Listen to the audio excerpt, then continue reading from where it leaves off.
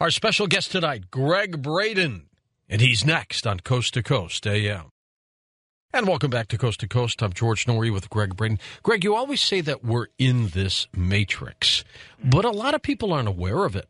They don't know how to use it. So what good is just being in it all the time?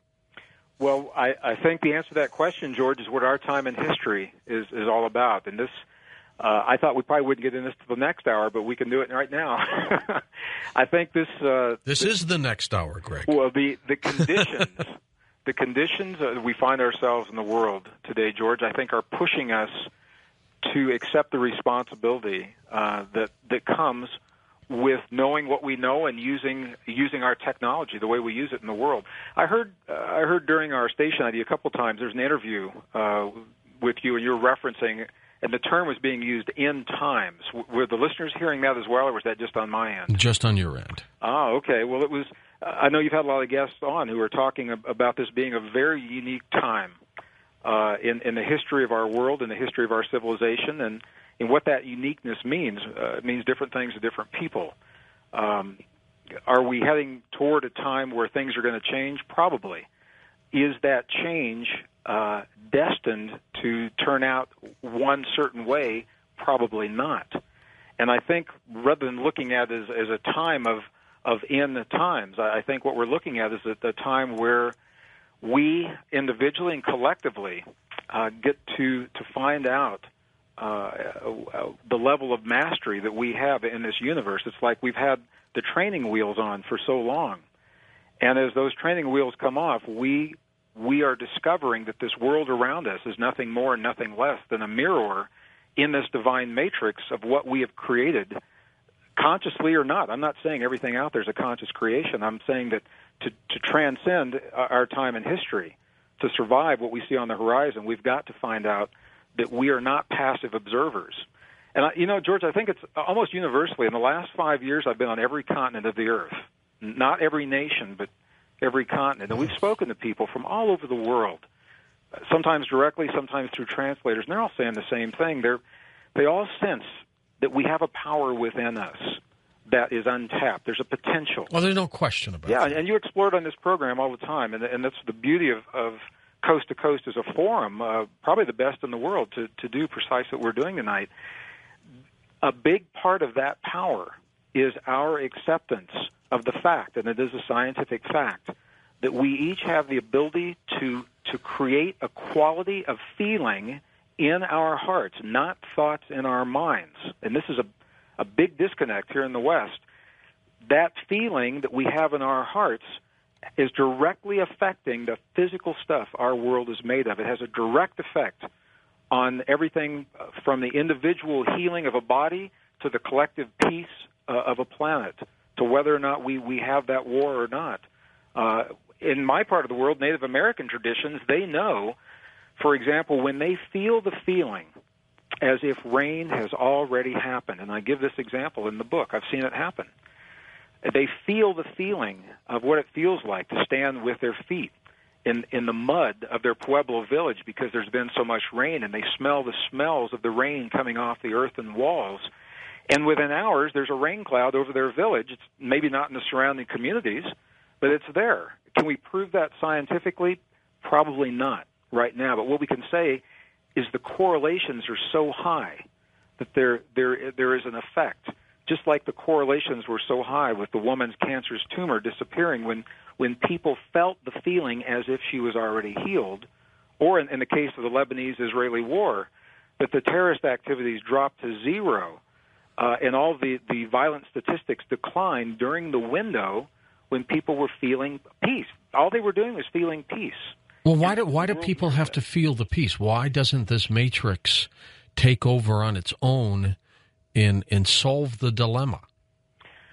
Well, that's a good question, George. I don't know that I know the answer to that. It may be that what you're asking is the fundamental question of who are we and why are we in this universe. I mean, it seems to me that our involvement in this, whatever it is critical for its success and for events to occur. I agree. And if we're to believe the way science is a language, and it's only one language that describes our universe, and it's a relatively recent language. It's only been around for around 400 years. There are other languages that describe who we are, how our universe works, and why we're here, and some of those are over 5,000 years old. They use non-technical terms to do that. My role as a scientist, I was trained as a scientist, and I support the scientific method. And what we know is that science is incomplete. As good as it doesn't have all the answers. On the one hand, on the other hand, some of our most ancient traditions tell us how these things work, but they don't tell us why. Science gives us the mechanism, and the spiritual and indigenous traditions tell us how we use these principles in our lives. If we marry those together, George, that was my question. When the end of the Cold War, in the late 1980s, when I left Martin Marietta Aerospace, I was working on a project called the MX missile, the Peacekeeper missile. And I asked myself the question that we came so close to the brink of nuclear war on at least 3 occasions during the Cold War, closer than any of us would like to say. And we may be even closer now. Well, precisely. We're finding ourselves even on a more perilous place. My question was this: what happens if we marry the best science that we know today that tells us how things work with the wisdom that has worked so well, it's lasted 5,000 years and gotten us to this place? It tells us how to apply what science knows in our lives. What if we marry those two things together into a greater wisdom? What does it say to us? And what the texts have always said, and the traditions, the living traditions today, and we were 39 days in the monasteries, 12 monasteries and 2 nunneries in Tibet in August of 2005. So it's been about a year and a half since we were there. What is it about those monks in monasteries? Well, as a scientist, George, I was trained to look in the world around me for the answers to some of our deepest mysteries. My thinking was that we would find the clearest answers in the places that have been least disturbed by Western civilization. And the monasteries of central China and Tibet, of the Sinai Peninsula in Egypt, southern Bolivia, and in the mountains, the Andes of Peru, were good candidates because they've been so some of the most isolated, rugged, magnificent, pristine places left on the earth today. I mean, you got to work to get to these places. Oh yeah, Shangri-La. Huh? And when you do though, this is the value. You can sit down and look at another human. You're not reading a text and speculating on what that translation may be saying, or we're not guessing at what a mural on a temple wall says. We're heart to heart, eye to eye with another human, and either directly through a translator. George, I can look at these people, beautiful people, and say, when you healed that miraculous healing that I just saw, or when you were doing these seemingly miraculous things on the outside, what did you do on the inside? How did you make that happen? How did you do that? Mm-hmm.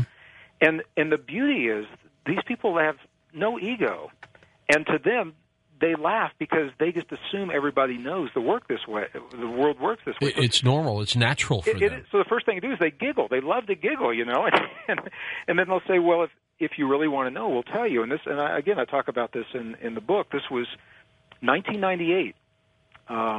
It was in the presence of an abbot that we had traveled 6 days out of Lhasa, Tibet, of over 17,000 feet above sea level to acclimate to be in this one monastery. To look at this very ancient abbot in the eyes in 98. When we went back in 95, by the way, he had died, so I'm glad we saw him when we did. I looked at him in the eyes, and through the translator, I asked him the question. I said, when we see your prayers on the outside, when we see you chanting for 14 and 16 hours a day, and we see the bells and the bowls and the gongs and the chimes and the incense on the outside, I said, what are you doing on the inside? And through the translator, he said back to me, he said, you've never seen our prayers because a prayer can't be seen. He said, what you're looking at are the things that we do to create the feeling in our body, and the feeling is the prayer. So the feeling is the prayer, not the words. And then he turned the question on me, and he said, how do you do this in your culture? And I began realizing that in our culture, when our most cherished traditions, when the New and the Old Testament were edited in the 4th century,